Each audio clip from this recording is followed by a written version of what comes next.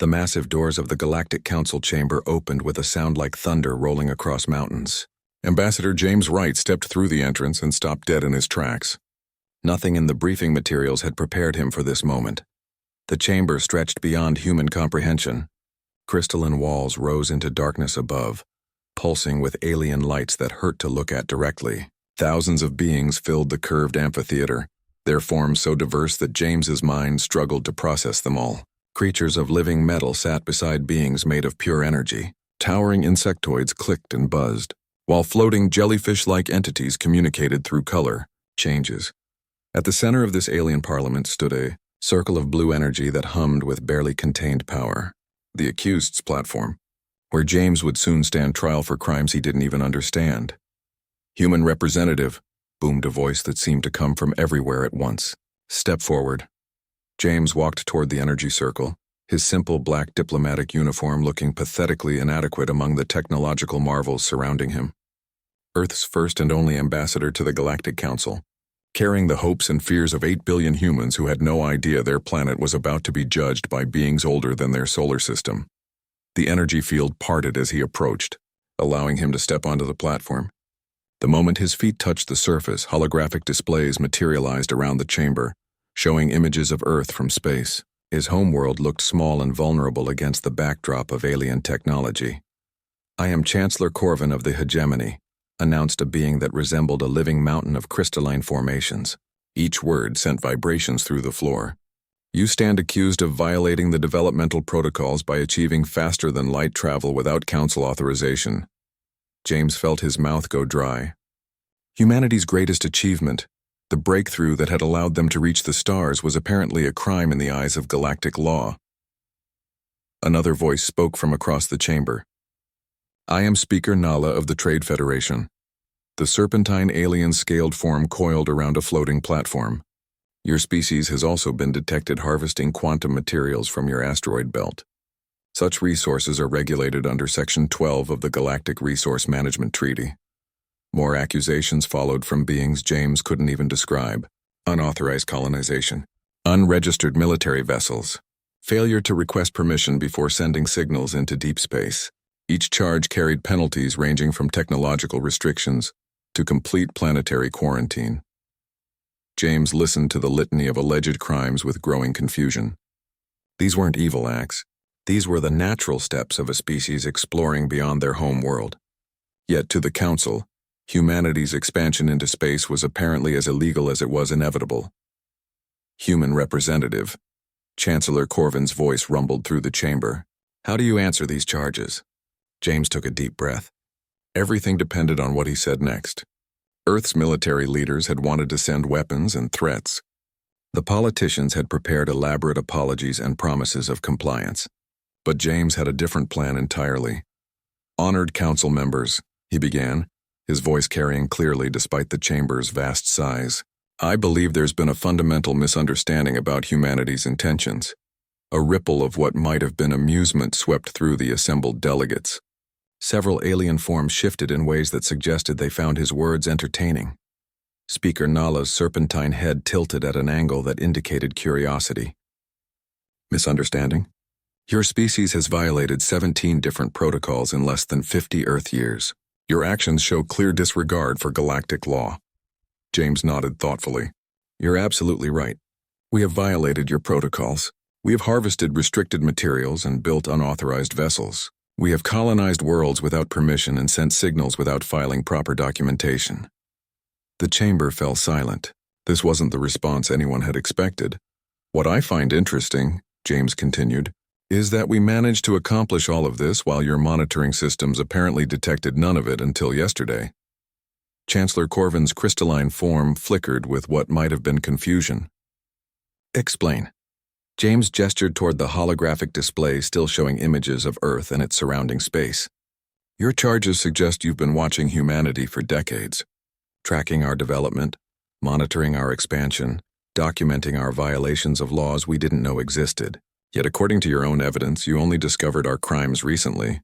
He paused, letting his words sink in. "That raises an obvious question. If we're so primitive and our technology so basic compared to yours, How did we hide our activities from the most advanced surveillance network in the galaxy for so long? The silence that followed was deafening. James could see alien representatives leaning forward, their various sensory organs focused on him with sudden intensity. Perhaps, James said quietly, the real question isn't whether humanity violated your protocols. Perhaps the question is whether protocols designed for less capable species are appropriate for judging ours. The chamber erupted in a cacophony of alien voices. Some delegates rose from their seats in agitation. Others communicated through rapid flashes of light or electromagnetic pulses. The noise was overwhelming, but James stood calmly at the center of it all, waiting.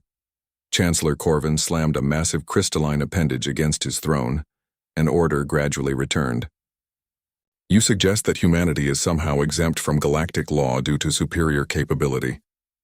I suggest, James replied, that your laws assume species will develop in predictable patterns and at controllable rates. Humanity developed differently. We reached technological milestones in unexpected sequences and achieved breakthroughs that your model said were impossible for a species at our developmental stage. He looked around the chamber, meeting alien gazes with steady confidence. We didn't hide our activities from you intentionally. We simply developed methods that your monitoring systems weren't designed to detect. Methods that worked so well, they fooled sensors built by civilizations thousands of years more advanced than ours. Speaker Nala's scales shifted to darker colors. What methods? James smiled for the first time since entering the chamber. Simple ones.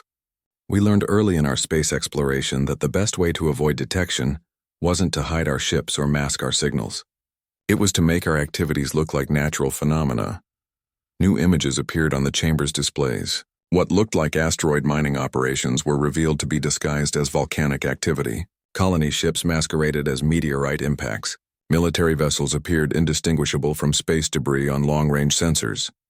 Every species you monitor probably tries to hide their illegal activities using advanced technology, James explained. Humanity used advanced psychology instead.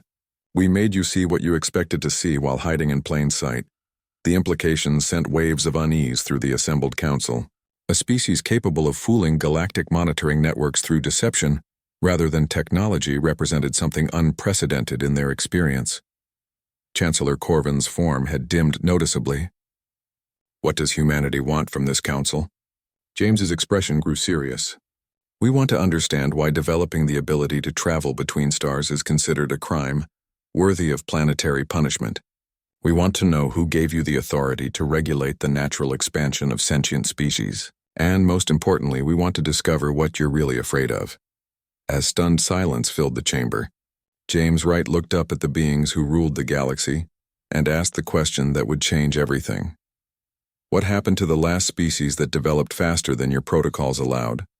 The answer to that question would reveal truths that the Galactic Council had spent millennia trying to hide. The question hung in the air like a physical presence. James Wright watched as alien faces across the chamber registered emotions he couldn't identify, but clearly recognized as fear. The massive beings who had seemed so confident moments before now shifted uncomfortably in their seats. Chancellor Corvin's crystalline form flickered erratically, patterns of light racing through his structure in what appeared to be distress. That question is not relevant to your trial, human, isn't it? James stepped closer to the edge of his energy platform. Because from where I stand, it seems extremely relevant. A galactic government that punishes rapid technological development must have learned that lesson somewhere. Speaker Nala's serpentine form coiled tighter around her platform. Your arrogance is noted, human. Answer the charges against your species or face immediate judgment. James ignored the threat. Instead, he pulled a small device from his pocket and held it up for the chamber to see. The object looked deceptively simple, a metallic cube no larger than a human thumb. But several council members reacted as if he'd drawn a weapon. Do you know what this is? James asked conversationally. The chamber's security systems immediately activated. Energy barriers sprang up around the gallery, while automated weapons emerged from hidden alcoves. Red targeting beams painted dots across James's chest, yet he remained perfectly calm. It's a memory core, he continued, seemingly oblivious to the weapons aimed at him. Standard human technology, about 50 years old. Nothing special about it except for what it contains. Chancellor Corvin's voice carried new urgency. Guards, confiscate that device immediately. I wouldn't do that, James said mildly. This particular memory core is quantum entangled with identical devices on 17 different human ships, currently positioned throughout Council space. Any attempt to interfere with it will trigger an automatic data broadcast to every inhabited system in the galaxy. The weapons remained trained on him, but no one moved to act. The threat of information spreading beyond Council control had clearly struck a nerve. What data? Speaker Nala demanded. James activated the device. The chamber's main display suddenly came alive with images that made several delegates cry out in alien languages. Ancient star charts showed systems marked with symbols that translated as cleansed or reset. Archaeological surveys revealed the remains of massive orbital structures around dead worlds. Most disturbing were the population records, detailed documentation of species that had once existed but were now marked as terminated for developmental violations. The architects, James said quietly. A species that developed faster than light travel 8,000 years before schedule. They built structures that made your current technology look primitive. They reached levels of advancement that threatened Council control. The images continued scrolling past. More species, more terminations, more worlds reduced to lifeless rocks because their inhabitants had progressed too quickly. The synthesizers, advanced artificial intelligence beyond anything in current Council databases, eliminated for creating technology that could challenge Council authority. The navigators, masters of space-time manipulation who could travel between galaxies, destroyed when they refused to limit their expansion. With each revelation, the chamber grew quieter. Many of the smaller delegate species, those who had joined the Council more recently, stared at the evidence with obvious horror. They were seeing their own potential futures if they developed too quickly or asked too many questions. Chancellor Corvin's form had lost much of its brilliance. How did you obtain this information? James smiled grimly. The same way we avoided your detection systems. Humanity specializes in finding things that others prefer to keep hidden. We're very good at looking where people don't want us to look. He gestured toward the historical record still playing on the chamber displays. For 3 years, human archaeologists have been surveying dead systems throughout Council space. We found 17 different species that were eliminated for developmental violations. All of them achieved technological breakthroughs ahead of your approved timeline. All of them pose potential threats to Council supremacy. Speaker Nala's scales had shifted to colors that indicated extreme agitation. Those species were dangerous. They would have destabilized galactic civilization if allowed to continue their reckless development. According to who? James challenged. According to the same council that benefits from maintaining technological superiority over younger species? The same authority that controls interstellar trade by limiting access to advanced manufacturing techniques? New data appeared on the displays. Economic records showing how the council maintained its power through carefully managed technological dependence. Species were allowed to advance only to specific levels, ensuring they remained reliant on Council-controlled resources and knowledge. You've built an empire on managed scarcity, James continued. You maintain control by ensuring that no species can develop the capability to challenge your authority. And when a species proves too innovative to control, you eliminate them entirely. The evidence was overwhelming. The Council's benevolent facade crumbled as the truth of their methods became clear. They weren't protectors of galactic civilization. They were predators who culled any species that grew strong enough to threaten their dominance. What do you want? Chancellor Corvin's voice had lost all its commanding presence. He sounded like what he was, an ancient being whose darkest secrets had been exposed. James deactivated the memory core, and the disturbing images faded from the chamber displays. I want you to understand that humanity knows exactly what you are and what you've done. We've spent 3 years documenting your crimes against galactic civilization. We know about the systematic elimination of advanced species. We know about the economic manipulation that keeps younger civilizations dependent. We know about the monitoring networks that watch for signs of dangerous innovation. He paused, letting his words sink in. Most importantly, we know that you're going to try to do the same thing to us that you did to the architects, the synthesizers, and the navigators. The chamber was deathly quiet except for the soft hum of life support systems. Every delegate understood the implications. Humanity had not only discovered the Council's darkest secrets, they had come prepared to reveal them. The difference, James continued, is that we're not going to let you. Speaker Nala's serpentine form had gone completely still. You threatened the council. I informed the council, James corrected. The memory cores I mentioned aren't just recording devices. They're communication nodes in a network that spans human space. Every piece of evidence we've gathered is already distributed across dozens of hidden archives. If anything happens to Earth or any human settlement, that information will be broadcast to every species in the galaxy. The implications hit the council like a physical blow. They had built their power on secrecy, on the careful management of information. The threat of their true methods being revealed to all their subject species was potentially catastrophic. Chancellor Corvin's crystalline structure had gone almost completely dark. What are your terms? James smiled for the second time since entering the chamber. Terms, you misunderstand the situation, Chancellor. We're not here to negotiate. He looked around the chamber, meeting the gazes of beings who had ruled the galaxy for millennia. We're here to inform you that the age of council dominance is ending. Not through war or conquest, but through the simple act of making your methods known to those you've oppressed. As alarm signals began sounding throughout the station, James Wright delivered his final message. The trial of humanity is over, honored council members. Your trial is about to begin. The retaliation had begun, and the council was about to discover what it felt like to be the ones facing judgment. Emergency klaxons wailed throughout the council station, as delegates scrambled to process the implications of humanity's revelations. The chamber that had witnessed millennia of controlled proceedings now buzzed with barely contained panic. Ancient protocols designed to maintain order were failing, as species that had served the council for generations began questioning everything they thought they knew. James Wright remained calm in his energy circle, watching the chaos unfold with the patience of someone who had planned for exactly this moment. The council's careful facade of benevolent authority was crumbling as news of their hidden atrocities spread through the communication networks. Chancellor Corvin's crystalline form pulsed, with erratic patterns of light. Contain the data breach, he commanded his security forces. Shut down all external communications immediately. Unable to comply came the response from a technician whose species James didn't recognize. The human transmission nodes are using quantum encryption protocols we cannot break. The data is spreading faster than we can intercept it. Speaker Nala uncoiled from her platform with obvious agitation. How is this possible? Our communication networks are the most advanced in the galaxy. No younger species should be capable of bypassing our security systems. James activated his memory core again, but this time it projected new information, technical specifications that made several council scientists lean forward with unwilling fascination. You're right that our technology shouldn't be capable of this, James agreed.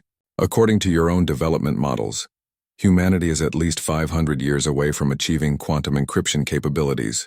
We should barely be able to maintain faster-than-light travel, much less penetrate galactic communication networks. The technical readouts continued displaying on the chamber screens, advanced physics equations that pushed the boundaries of theoretical possibility. Engineering specifications for devices that should have been impossible for a species at humanity's supposed development level. What you're seeing, James explained, represents 3 years of intensive research and development, focused on a single goal: ensuring that the truth about the council reaches every inhabited world in the galaxy before you can stop it. He gestured toward the data flowing across the displays. Humanity didn't achieve these breakthroughs through normal technological development. We achieved them through something your models never account for: desperation-driven innovation. Chancellor Corvin's voice carried new concern. Explain. When we first detected your monitoring networks 3 years ago, we realized that Earth faced the same fate as the architects and the other eliminated species. We had developed too quickly and achieved breakthroughs that threatened your control. Standard diplomatic options wouldn't work because you don't negotiate with species you plan to eliminate. James paused, letting the implications sink in. So we did something unprecedented in human history. We focused our entire civilization on a single research project, developing the capability to expose your crimes before you could silence us. New images appeared on the chamber displays. Manufacturing facilities that had been converted overnight from consumer production to advanced technology development. universities where students abandoned their normal studies to work on quantum communication theory. Entire cities dedicated to the single purpose of creating systems that could pierce council secrecy. Every human settlement contributed to this project, James continued. Our greatest minds work together with a level of coordination that your species probably cannot imagine. We compressed centuries of normal development into 3 years because we knew that failure meant extinction. The scope of humanity's undertaking began to dawn on the assembled delegates. An entire species had essentially gone to war against technological limitations, pushing themselves beyond what should have been possible through sheer determination to survive. Speaker Nala's scales had shifted to colors, indicating deep unease.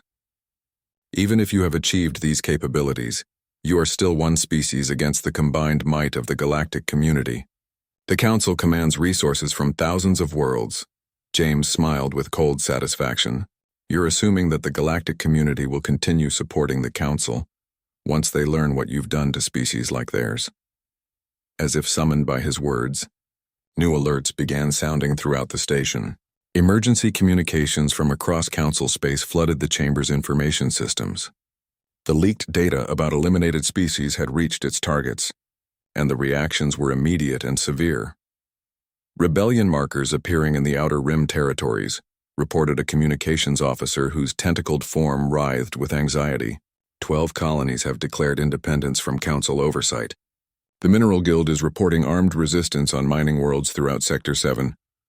More reports followed in rapid succession. Species that had been loyal Council members for centuries were suddenly questioning their allegiance. Trade agreements were being cancelled. Military cooperation pacts were being withdrawn. The carefully maintained structure of galactic government was fracturing as subject species realized. They might be next on the elimination list. Chancellor Corvin's crystalline structure had lost most of its luminescence. This chaos will destroy galactic civilization. Without Council oversight, younger species will turn to warfare and territorial expansion. Maybe, James acknowledged, or maybe they'll form new alliances based on mutual respect rather than technological domination. Maybe they'll develop innovations that benefit everyone instead of just maintaining the power of ancient species who've forgotten how to grow. He activated another function on his memory core, and the chamber displays showed real-time communication intercepts from across the galaxy. The leaked information had triggered something unexpected. Species that had never been allowed to communicate directly were reaching out to each other. Former enemies were discovering common ground in their shared oppression under Council rule. What you're witnessing, James explained, is the natural result of removing artificial barriers to cooperation. When species aren't forced to compete for Council approval, they find they have more in common than they thought. The communication intercepts continued streaming past. Trade proposals between former rivals, scientific collaboration agreements, mutual defense pacts formed by species that had been kept isolated for centuries. The galaxy was reorganizing itself without Council oversight, and the new structures looked more stable than the old hierarchies. Speaker Nala's serpentine form had gone completely still. What do you want from us? James deactivated his device and looked around the chamber at beings who had ruled the galaxy for millennia. We want you to understand that your time is over. Not because we conquered you, but because we made it impossible for you to continue operating in secret. He gestured toward the continuing stream of independence declarations flooding the communication networks. The foundation of Council power was information control. You maintained authority by ensuring that subject species never learned the truth about your methods or your history. We've destroyed that foundation. Chancellor Corvin's voice was barely audible above the chamber's emergency systems. The galaxy will descend into chaos without central authority. Then you'll have the opportunity to learn whether your authority was actually necessary or just convenient for maintaining your dominance. James replied. The difference is that now, if the galaxy chooses chaos, it will be their choice rather than your manipulation. New alarms joined the existing cacophony as more Council installations across the galaxy reported system failures. The revelation of their crimes was causing political upheaval, but something else was happening too. The technological networks that maintained Council authority were beginning to malfunction in ways that suggested more than simple political rebellion. James noticed the growing concern among Council technicians and smiled grimly. You probably think the data revelations were our primary weapon against your authority. He pulled a second device from his pocket, identical to the first. You're wrong. The information warfare was just the opening move. The real retaliation hasn't even begun yet. As system failure alerts multiplied across the chamber's displays, the Council began to realize that humanity's preparations had been far more comprehensive than anyone had imagined. The truth about their crimes was spreading across the galaxy, but that was only the beginning of their problems. The second device in James Wright's hand looked identical to the first, but its activation sent waves of terror through the Council chamber that no amount of revealed information could have achieved. As his finger pressed the activation surface, every major display in the chamber flickered and died. Emergency lighting cast harsh shadows across alien faces as backup systems struggled to maintain basic functions. The constant hum of advanced technology that had provided the soundtrack to galactic governance for millennia was replaced by ominous silence punctuated only by error alerts from failing systems. Chancellor Corvin's crystalline form had gone completely dark, operating on internal power reserves as the station's main energy grid fluctuated wildly. What have you done? James held up the second device for the chamber to see. This is a systems integration key. For the past 3 years, while we were gathering information about your crimes, we were also doing something else. We were learning how your technology actually works. Speaker Nala's serpentine form coiled with obvious distress as her personal communication systems failed one by one. Impossible. Council technology is protected by quantum encryption barriers that no younger species could penetrate. You're absolutely correct, James agreed. Your technology is perfectly secure against external attacks. What you didn't account for was internal sabotage performed by systems you trusted, completely. New displays activated throughout the chamber and emergency screens that showed the true scope of what was happening across Council space. Star charts lit up with red warning indicators as critical systems failed on worlds throughout their territory. Every human technician who worked on your translation systems, James explained, every human engineer who maintained your communication networks, every human scientist who assisted with your research projects, they all left us a little present. The display showed a cascade of system failures spreading across the galaxy like a virus. Military command networks were going offline. Automated manufacturing systems were shutting down. Even basic life support systems on Council installations were beginning to malfunction. You invited us into your infrastructure because humans were useful. We could interface with systems that other species found incompatible. We could solve technical problems that your greatest minds couldn't figure out. You thought our primitive understanding of technology made us harmless. James activated additional functions on his device, and the chamber's remaining displays showed detailed schematics of Council technology, with human modifications highlighted in red. Every major system had been subtly altered over years of seemingly helpful maintenance and upgrades. What you didn't realize was that every time you allowed a human to work on your systems, we were learning, not just how to operate your technology, but how to improve it, how to make it more efficient, how to integrate new capabilities that your original designers never imagined. Chancellor Corvin's voice carried desperate urgency. You've sabotaged our entire technological infrastructure. This will cripple thousands of worlds. No, James corrected. We've liberated your technological infrastructure from centralized control. Every modification we made includes fail-safe protocols that prevent catastrophic system failures. Your worlds won't lose life support or essential services. They'll just lose the ability to coordinate centralized oppression. The implications began to sink in. Humanity hadn't simply damaged Council systems. They had carefully redesigned them to function independently while preventing their use for maintaining galactic dominance. Speaker Nala's scales flickered with patterns indicating extreme agitation. Our military fleets will be defenseless without centralized command and control. Your military fleets will be perfectly capable of defending their home systems, James replied. They just won't be able to coordinate large-scale offensive operations against species that displease the Council. Individual worlds can protect themselves, but no one can conquer others. New data streams appeared on the emergency displays, showing the effects of humanity's sabotage in real time. Military vessels found themselves unable to target civilian populations. Weapon systems refused to fire on unarmed colonies. Surveillance networks that had monitored younger species for signs of dangerous development were going blind. The modifications are elegant, James continued with obvious pride. Your defensive capabilities remain intact, but your offensive systems will only function when facing genuine threats to your survival. The technology itself now prevents its use for oppression. The chamber erupted in alien vocalizations as delegates realized the full scope of what had happened. Humanity hadn't conquered the Council through superior force. They had reprogrammed their entire civilization to make conquest impossible. Chancellor Corvin struggled to maintain composure as his personal systems continued failing. This is an act of war against every Council member species. No, James said firmly. This is an act of liberation for every species the Council has oppressed. The only beings who should feel threatened by these changes are those who plan to use superior technology to dominate others. He gestured toward the status displays showing system modifications across thousands of worlds. Every species will retain full access to defensive technology, manufacturing capabilities, and communication systems. What they've lost is the ability to use Council infrastructure to maintain technological superiority over their neighbors. Speaker Nala's voice carried a note of desperate calculation. You cannot control every system in the galaxy. Our engineers will find ways to reverse your modifications. James smiled with cold satisfaction. You're welcome to try.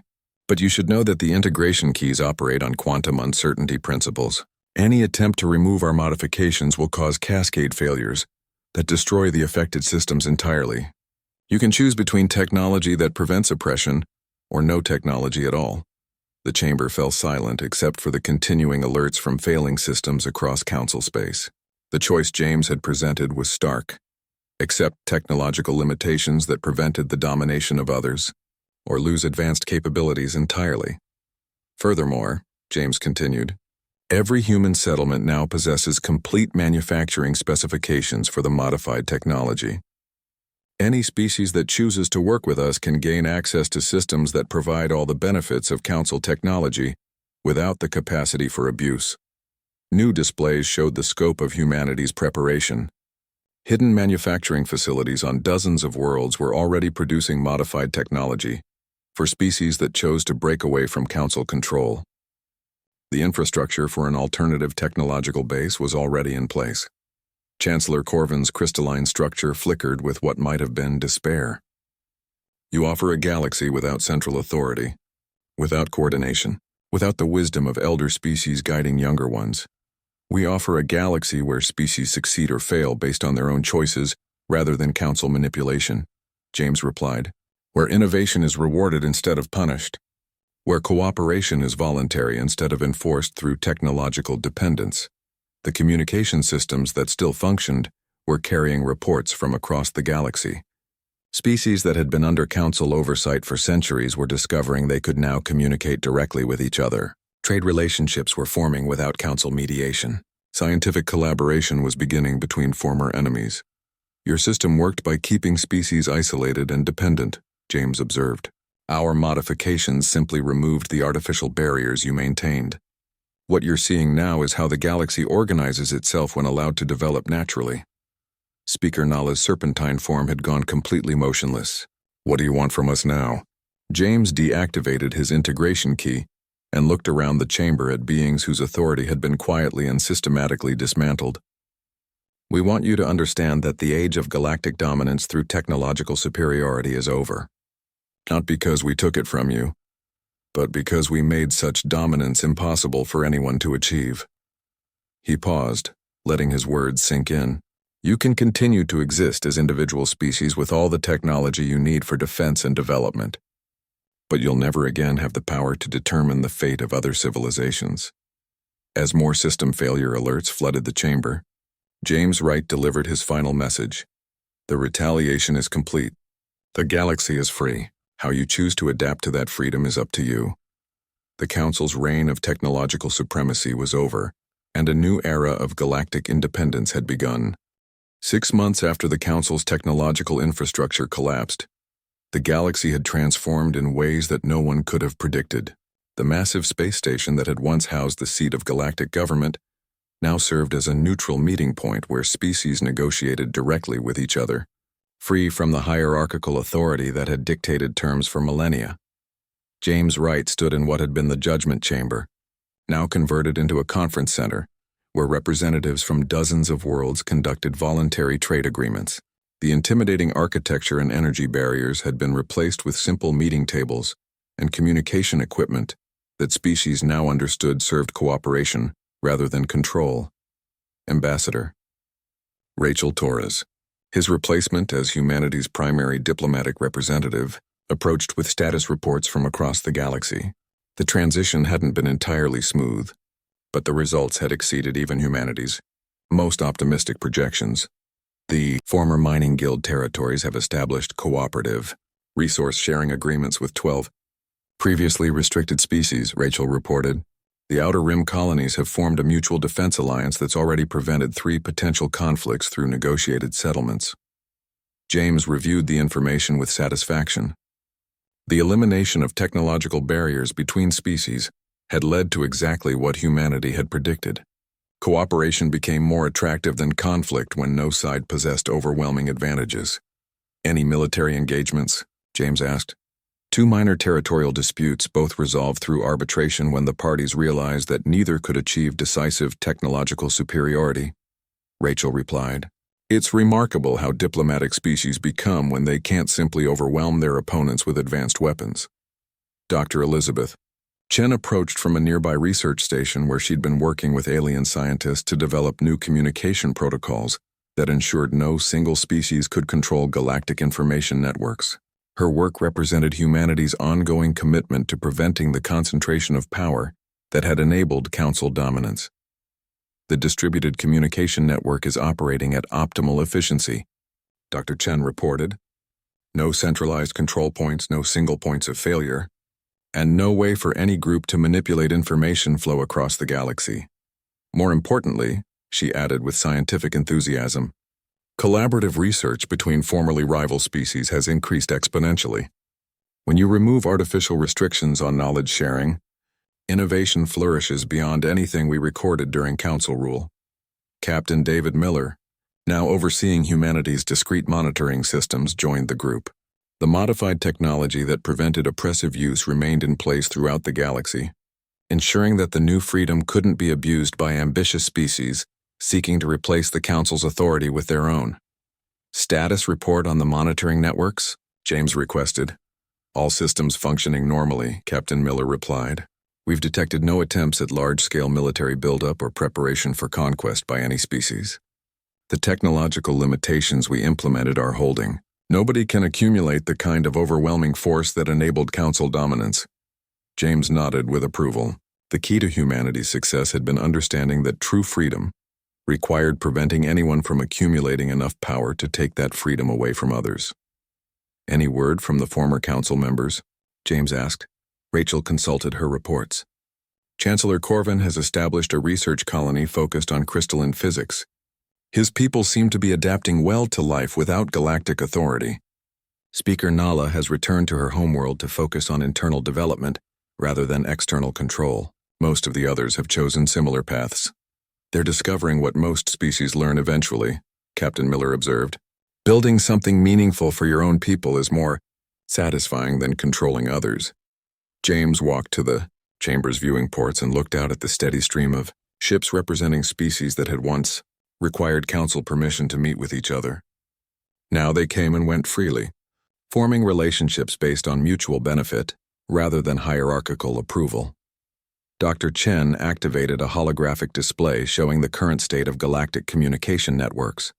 Instead of the rigid hub-and-spoke pattern that had characterized Council control, the display showed a complex web of interconnected nodes representing direct relationships between thousands of species. The network topology has completely transformed, she observed. Information flows freely between all participants rather than being filtered through central authority. It's more resilient, more democratic, and impossible for any single group to manipulate. James studied the data flows representing millions of conversations, negotiations, and collaborative projects occurring across the galaxy in real time. Species that had been isolated for centuries were now sharing knowledge, culture, and resources directly with each other. The transformation is complete, he announced to his team. Humanity's retaliation against the Galactic Council has achieved its primary objective, ensuring that no species will again face the choice between submission and extinction. Rachel looked up from her communication console. We're receiving requests from 37 different species, asking for humanity to serve as neutral arbitrators in various disputes. They're offering substantial compensation for our services. James shook his head without hesitation, declined politely, and suggested they work things out among themselves. The moment we start accepting authority over other species' conflicts, we become another power structure that others depend on. That's exactly what we fought to prevent. Captain Miller grinned. So we save the galaxy from tyranny and then refuse to rule it ourselves? That's very human.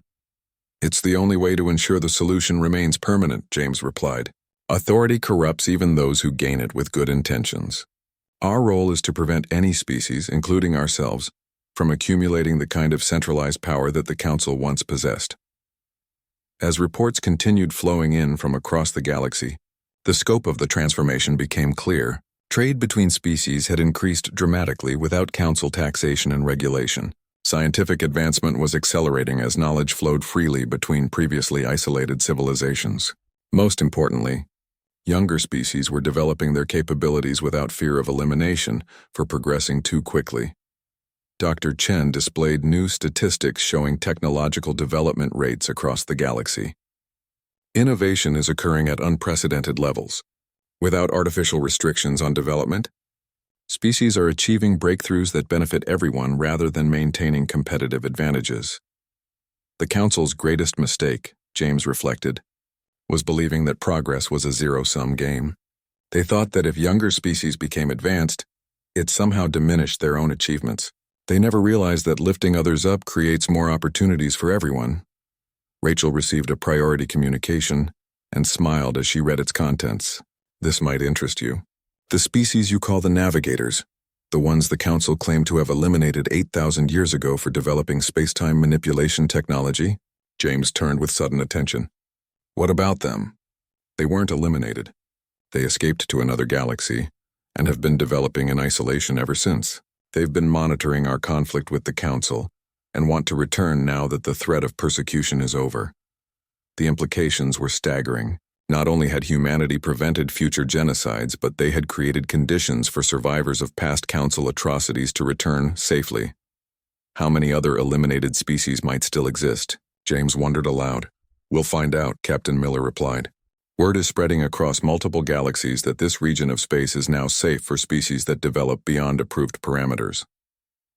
As the team dispersed to their various duties, James remained in the former judgment chamber, watching the steady flow of ships that represented genuine galactic civilization, cooperation between equals rather than dominance by the strong. The Galactic Council had trembled, fallen, and been replaced by something unprecedented, a galaxy where species succeeded through innovation and cooperation rather than conquest and oppression. Humanity's retaliation was complete and the new age belonged to everyone. The future was free and it was infinite.